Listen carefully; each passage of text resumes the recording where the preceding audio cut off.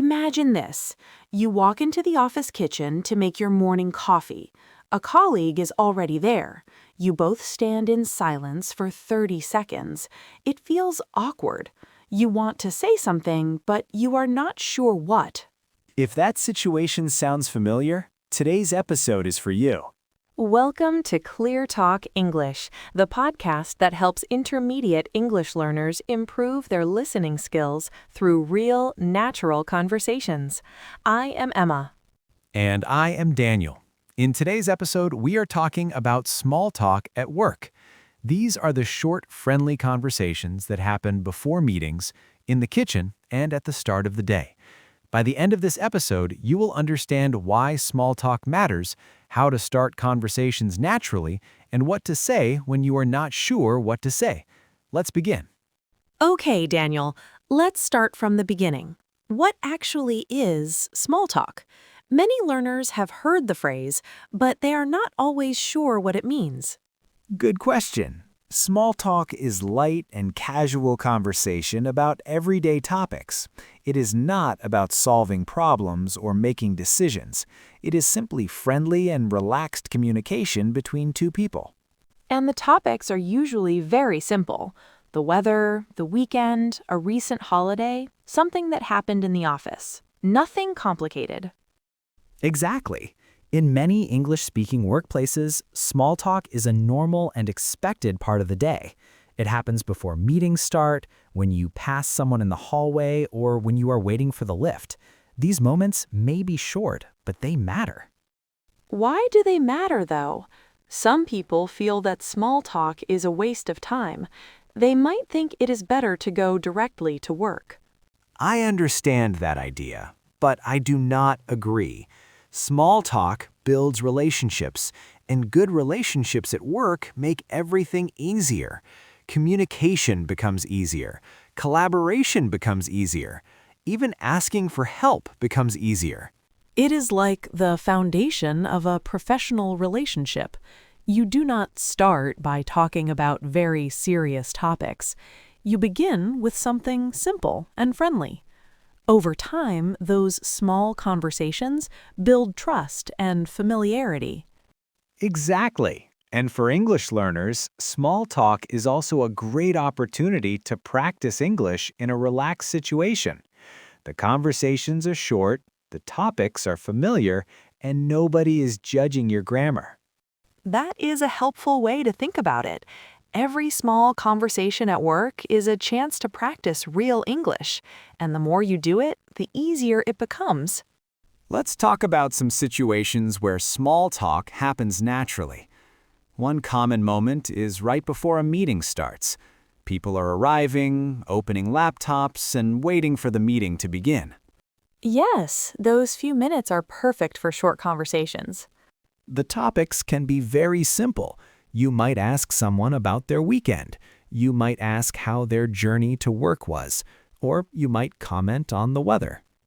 The office kitchen is another great place for small talk. People go there throughout the day. They take a short break from work, and the atmosphere is relaxed. Exactly. Nobody is giving a presentation or leading a meeting in the kitchen. People are just making tea or heating their lunch. The pressure is completely gone. Two of the most common small talk topics in English are the weather and the weekend. Some people think these topics are boring, but they are popular because they are safe and easy. The weather is especially common. In places like the United Kingdom or Ireland, the weather changes a lot, so it becomes a shared experience. A simple comment about the weather can easily start a conversation. And asking about the weekend is just as common. On Monday mornings, people often ask about the weekend. On Friday afternoons, people ask about weekend plans. These conversations are short, but they add up over time. They help people feel comfortable with each other. They make it easier to work together later. Yes, let me give you some specific scenarios. If you are waiting for a lift, a simple comment like, "It is taking ages today," often starts a conversation. In the kitchen, you might say, "That smells good," if someone is heating up lunch. Or if you notice someone has a new haircut or is wearing something different, a compliment can work well. You might say, "I like your haircut," or "That is a nice shirt." Just keep it professional and friendly. Seasonal topics are also very useful. In autumn, you might ask if someone has holiday plans. In winter, you can talk about Christmas preparations. In spring, people often discuss Easter or upcoming bank holidays. These topics feel natural and timely. The most important thing to remember is that small talk gets easier with practice. Start small. Try one conversation this week. Maybe ask a colleague about their weekend or comment on the weather. You will be surprised how positive the response usually is. And remember, every colleague was once new to small talk at work. Even native speakers sometimes feel awkward in these conversations. You are not alone in finding it challenging sometimes. The fact that you are listening to this episode shows you want to improve, and that is the first step. Absolutely. Let me share a personal experience with small talk. When I started a new job a few years ago, I felt nervous. I focused on my work and did not talk very much during the first couple of weeks. That is very common when someone starts a new job. What changed for you?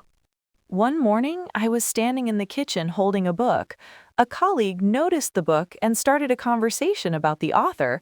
Suddenly, we were talking about books we both enjoyed. That is a great example. A 2-minute conversation about a book became the start of a strong working relationship. Completely. After that, we always greeted each other and had something to talk about. A few months later, we worked together on a project, and it felt very natural. That brings up an important point. Many people wait for someone else to begin the conversation. But when you initiate the conversation, you immediately seem friendly and approachable. And it happened naturally. I did not even start the conversation. She did. I once had the opposite experience.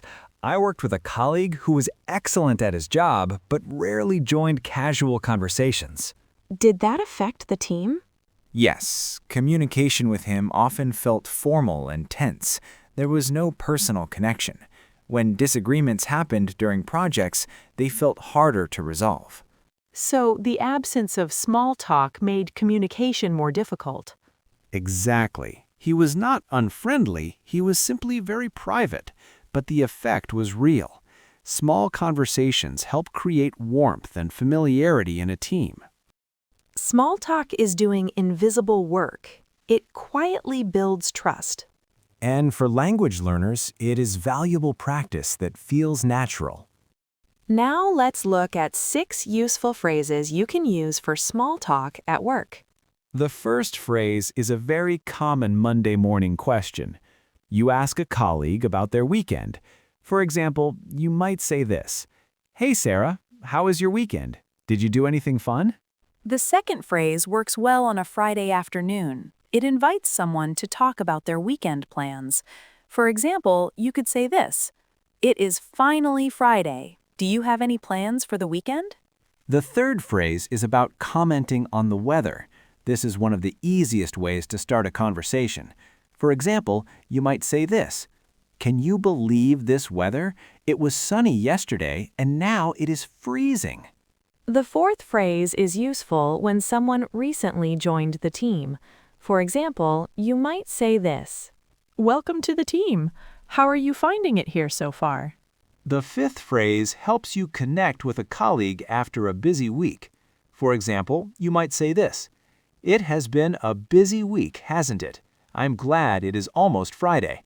The sixth phrase is a friendly way to finish a conversation and return to work.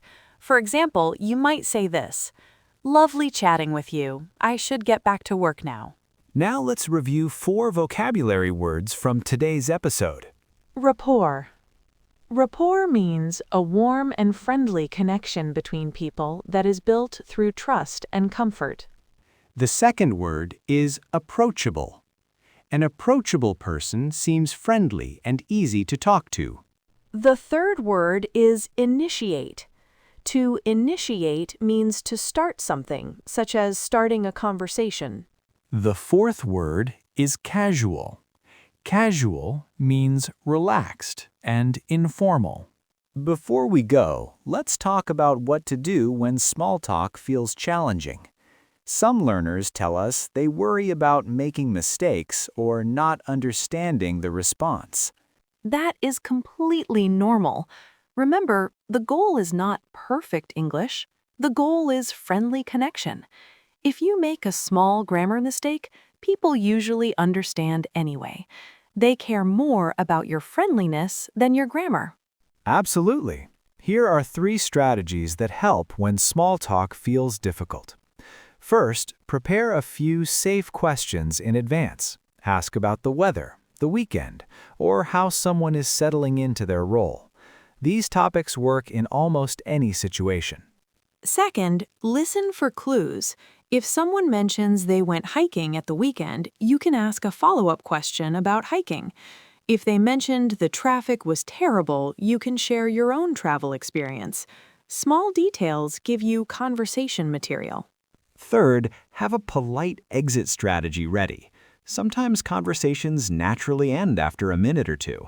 You might say, "Well, I should get back to work," or "I better let you go." This helps avoid awkward silence when the conversation feels finished. It is also worth mentioning that small talk varies between cultures.